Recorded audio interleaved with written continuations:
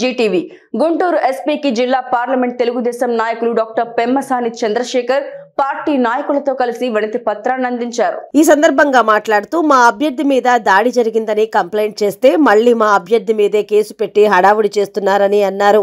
ఇది మంచిది కాదని, న్యాయబద్ధంగా ధర్మబద్ధంగా నియమ నిబంధనలు అమలు చేయాలని తెలుగుదేశం పార్టీ ఎల్లప్పుడూ సహకరిస్తుందని తెలిపారు. నిన్నటి రోజున తెలుగుదేశం పత్తిపాడు నియోజకవర్గ బీజేపీ జనసేన ఉమ్మడి అభ్యర్థి డాక్టర్ బూర్ల రామాంజనేయులపై మరి తెలుగుదేశం పార్టీ కార్యకర్తలపై వైసీపీ నాయకులు జరిపినటువంటి దౌర్జన్యము దాడులు పూర్తిగా రాజ్యాంగ విరుద్ధం. గత 3 రోజులుగా పత్తిపాడు నియోజకవర్గ వైసీపీ అభ్యర్థి బాలసాని కిరణ్ గారి ఆధ్వర్యంలో వాళ్ళ పార్టీ నాయకులు వాలంటీర్లతో పార్టీ ఆఫీసులోనే మీటింగులు పెట్టి ఓటర్ లిస్టులో క్యాస్ట్ వైజ్గా పార్టీ వైజ్గా ఐడెంటిఫికేషన్ చేయించి ఆ పని చేసినందుకు వాళ్ళకి 5,000 రూపాయలు డబ్బులు ఇవ్వడం, వాళ్ళకి గిఫ్ట్ ప్యాకెట్లు ఇవ్వడం జరుగుతూ ఉన్నప్పటికీ దాని మీద అధికారులకు కంప్లైంట్ చేసినా మరి ఏదో ఒకరో ఇద్దరినో వాలంటీర్లను సస్పెండ్ చేయడం తప్పిస్తే అలాంటి సమావేశాలు జరగకుండా చూడాల్సినటువంటి బాధ్యతను ఇటు రెవెన్యూ అధికారులు కానీ పోలీసు అధికారులు కానీ చేపట్టలేకపోవడం అనేటువంటిది దురదృష్టకరం. ఎందుకంటే అక్కడ హాజరైనటువంటి వాలంటీర్ని అతనేమి గవర్నమెంట్ ఉద్యోగస్తులు కాదు, 5,000 రూపాయలకు పనిచేసే ఒక కార్యకర్త, అతన్ని సస్పెండ్ చేయడం వల్ల వచ్చేది ఏమి? అసలు అలాంటి మీటింగ్లు జరిపినటువంటి నాయకుల మీద యాక్షన్ లేదు. సో ఈ విషయాన్ని మేము నిర్ధారణ చేసుకోవడానికే మా పార్టీ కార్యకర్తలు అక్కడికి వెళ్ళారు, 10-15 మంది. అక్కడ కూడా వాళ్ళ ఆఫీస్ దగ్గరికి వెళ్ళలేదు, సమావేశం జరిగిన దగ్గరికి వెళ్ళలేదు. దాదాపు 150 మీటర్ల దూరంలో ఒక పబ్లిక్ రోడ్లో, అది కూడా పత్తిపాడు కాన్స్టిట్యున్సీకి సంబంధించినటువంటి ప్లేస్, ఆ ప్లేస్లో మా కార్యకర్తలు అబ్జర్వ్ చేస్తున్నారు ఏం జరుగుతుంది చూద్దామని. వచ్చిపోయే వాలంటీర్లు మాట్లాడుతున్నారు. అంతలోపల నేను అక్కడికి వెళ్ళాను. వెళితే మా కార్యకర్తలు మేము మాట్లాడుతున్నాము. మాట్లాడే లోపల 30-40 మంది ఆఫీస్ నుంచి బరాబరా వచ్చేసి ఫెరోసియస్గా మా కార్ మీద దాడి చేసి మా అద్దాలు పగలగొట్టి మీరు ఇక్కడ ఏం పని, మీరు వెళ్ళిపోండి అని చెప్పడం అనేది పూర్తిగా రాజ్యాంగ విరుద్ధం. ఎనీ సిటిజన్ ఏ రోడ్డు మీదైనా ఆయన నిలబడే హక్కు ఉంది. వాళ్ళ ఆఫీస్కి వెళ్ళడం కానీ లేదా వాళ్ళ మీటింగ్ డిస్టర్బ్ చేయడం కానీ జరిగితే తప్పు. అది కూడా ఇల్లీగల్ యాక్టివిటీస్ జరిగితే any citizen can question and any citizen can prevent. అది జరుగుతుందన్నటువంటి విషయాన్ని వాళ్ళు విస్మరించి అది ఎక్కడ బయటపడుతుందని చెప్పేసి మా మీద దాడి చేయడం అనేటువంటి తప్పు. రెండవది, మేము అక్కడ దాడి జరిగిన తర్వాత, మాకు నష్టం జరిగిన తర్వాత, మా కార్యకర్త గాయపడిన తర్వాత మేము పోలీస్ స్టేషన్కి వెళ్ళి కంప్లైంట్ చేస్తే పోలీస్ స్టేషన్ మీద కూడా దాదాపు 50 మంది వచ్చేసి దౌర్జన్యం చేసి in the front of police, in the presence of CI అక్కడ మా కార్యకర్తల మీద దౌర్జన్యం. మరి నేను అక్కడ సిఐ గారి ఆధ్వర్యంలో ఆయన సహాయంతో నేను కారులో అక్కడి నుంచి బయటకు వస్తూ ఉంటే మా కారుకు అడ్డుపడడం, సిఐ గారు ఉన్నారని కూడా ఒక స్ప్రో లేకుండా దౌర్జన్యం చేయడం అనేటువంటిది ఇది పూర్తిగా వైద్యులకు నిదర్శనం.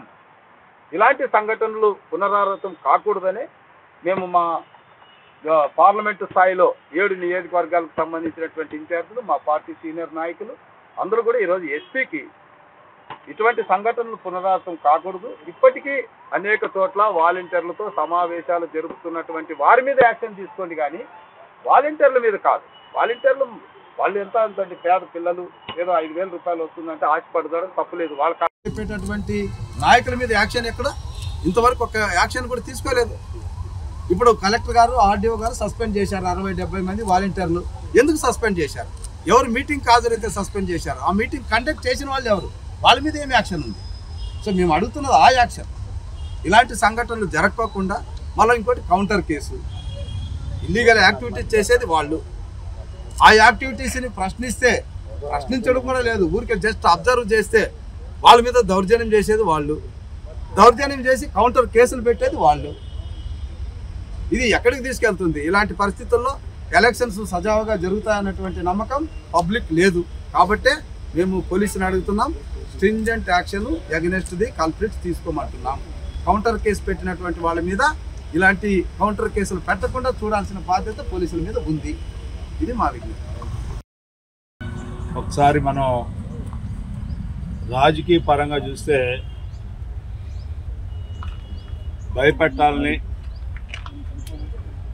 ఎన్నికలు ఈ రకంగా ఉంటాయని చెప్పే ఉద్దేశంతో జరిగిన సంఘటనలాగా నాకు కనపడుతూ ఉంది.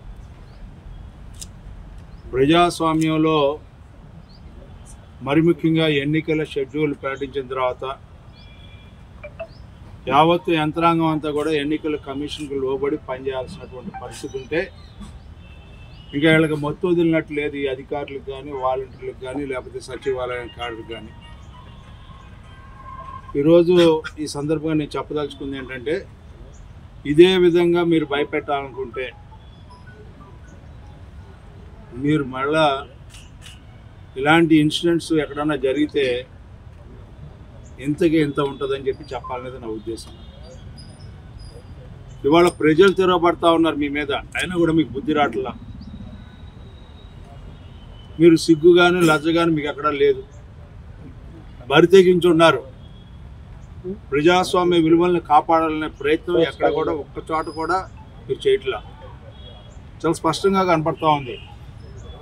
ఎన్నికల కమిషన్ చాలా స్పష్టంగా చెప్తా ఉంది, వాలంటీర్ల వ్యవస్థ కానీ, సచివాలయాల వ్యవస్థ కానీ, ఏ యంత్రాంగంకి సంబంధించిన వ్యక్తులు కోపు కాయొద్దు, ఏ పార్టీకి, లేకపోతే వాటిలో పాల్గొనొద్దు అని చెప్పి చాలా స్పష్టంగా చెప్పినా కూడా సిగ్గు శరం లేకుండా మీరు ఈ రోజున మీరు ఇందులో పార్టిసిపేట్ చేస్తూ ఉంటే, దానికి వంత పడుతూ ఉంటుంటే, తగాదాలని ప్రోత్సహిస్తూ ఉంటుంటే, ఘర్షణ వైఖరికి మీరు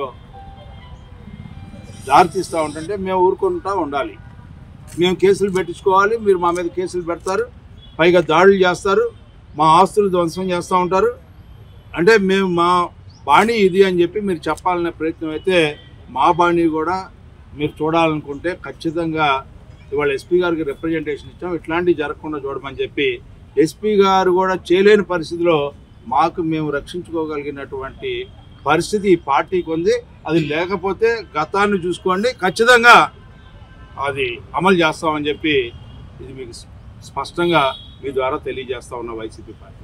వార్డు నియోజకవర్గంలో స్వర్ణభారత నగర్ సమీపంలో జరిగిన ఇన్సిడెంట్ని ఒకసారి గమనిస్తే అధికార దుర్వినియోగానికి పరాకాష్ఠగా వైసీపీ కనిపిస్తాం. మోడల్ కోడ్ ఆఫ్ కాండక్ట్ వచ్చింది. నియమావళి ప్రకారం వ్యవహరించాల్సిన అధికార యంత్రాంగం నిమ్మకు నీరెత్తినట్టుగా కనిపిస్తుంది. తూతు మంత్రంగా సమీక్షలు నిర్వహించడం, తూతు మంత్రంగా చర్యలు తీసుకోవటం, సస్పెన్షన్లు కావాల్సింది. జరుగుతున్న అక్రమాలని నిరోధించగలిగే స్థాయికి అధికార యంత్రాంగం ఎదగాలి. ఎందుకంటే ఏ హోదా కూడా లేని ఒక వ్యక్తి ప్రతిపాడు నియోజకవర్గంలోని నియోజకవర్గ ఇన్ఛార్జ్ కిరణ్ కుమార్ అనే ఆయన మాజీ ఎమ్మెల్యే కాదు, నియోజకవర్గానికి సంబంధించిన ఎమ్మెల్యే కాదు, దేనికి పార్టీలో ఒక హోదా ఉంది అంతే. పార్టీలో అతను ఒక వ్యక్తి, అతను పార్టీ కార్యక్రమాలను నిర్వహించుకోవచ్చు. కానీ ప్రభుత్వ యంత్రాంగాన్ని పిలిపించి, వాలంటీర్లని, సచివాలయ సిబ్బందిని పిలిచి మీటింగులు నిర్వహించే హక్కు ఎక్కడిది? దాన్ని ఎందుకు అధికార యంత్రాంగం నిరోధించలేకపోతున్నారు? ఈ విషయాన్ని తెలుసుకొని దాన్ని అబ్జర్వ్ చేయడానికి అలాంత దూరంలో ఉన్న వాళ్ళ మీద దాడి చేస్తే పోలీసులు ఏం చేస్తున్నట్టు? దాని మీద కంప్లైంట్ ఇవ్వడానికి పోలీస్ స్టేషన్కి వెళ్తే పోలీస్ స్టేషన్ కూడా వచ్చి దాడి చేయాలని ప్రయత్నం చేస్తే పోలీస్ స్టేషన్లో జరిగిన ఇన్సిడెంట్కి బాధ్యత ఎవరు తీసుకుంటున్నారు? ఈ విషయాలన్నిటి మీద ఖచ్చితంగా యాక్షన్ తీసుకోవాలి. పైగా తిరిగి ఒక ఎస్సీ ఎస్టీ కేసు పెట్టారని అర్థం అవుతాం. అంటే రామాంజనేయులు ఏ క్యాస్టు? ఆయన కూడా ఎస్సీయే కదా. అంటే గత సంస్కృతిని ఇంకా మర్చిపోలేదా మీరు? ఎస్సీల మీద మళ్ళీ తిరిగి ఎస్సీ ఎస్టీ కేసు పెట్టే సంస్కృతిలోనే ఈ ప్రభుత్వం పనిచేస్తుందా? అంటే ప్రభుత్వం విధానాలు మారాల్సిన అవసరం ఎంతైనా ఉంది. కారణం ఏంటంటే మీరు ఎన్నికల కమిషన్ నియమ నిబంధనల ప్రకారం పనిచేయాలి. ఆ నిబంధనలు ఒకసారి పుస్తకం దగ్గర పెట్టుకొని వ్యవహరించండి. పోలీస్ స్టేషన్కి వచ్చి దౌర్జన్యం చేసే వాళ్ళ విషయంలో పోలీస్ యంత్రాంగం సార్ మీరు ఇక్కడ నుంచి వెళ్ళిపోండి ఎందుకు చెప్తున్నారండి? అభ్యర్థి మీద దాడి జరిగి పోలీస్ స్టేషన్కి వెళ్తే ఆయన మీదే కేసులు పెట్టి పోలీస్ స్టేషన్లో హడావుడి చేస్తున్నారంటే దానికి కారణం ఇది, ఈ సంస్కృతి. కాబట్టి మేము ఎస్పీ గారిని అడిగింది ఏంటి అంటే ఇలాంటి వ్యక్తులపై ఇమీడియట్గా మీరు చర్య తీసుకోండి. రెండోది, ఇలాంటివి పునరావృతం కాకుండా ఏ విధమైనటువంటి ప్రివెంటివ్ చర్యలు తీసుకుంటారు? ఎందుకంటే కలెక్టర్ గారు లేకపోతే ఎలక్షన్ కమిషనర్ ఒక్కసారి వాలంటీర్లు ఉండకూడదంటే 2-3 రోజులకు ఒకసారి రిపీటెడ్గా చెప్పాల్సిన అవసరం ఉంది. అదేవిధంగా కఠినమైన చర్యలు వేరే వాళ్ళు భయపడే విధంగా చేయాల్సిన అవసరం ఉంది. వాలంటీర్లే కాదు, ఒక్కొక్కసారి వాళ్ళ కుటుంబ సభ్యులను కూడా ఇన్వాల్వ్ చేసి చేస్తున్నారు. కాబట్టి మీరు న్యాయపరంగా ధర్మపరంగా ఏ విధంగా చేయాలో అవి చేయండి. తెలుగుదేశం పార్టీ మేము దానికి పూర్తిగా సహకరిస్తాం. మా నుంచి ఎటువంటి తప్పు లేకుండా మేము చూసుకుంటామని ఎస్పీ గారికి చెప్పాం. ఆయన కూడా సానుకూలంగా స్పందించారు. Thank you.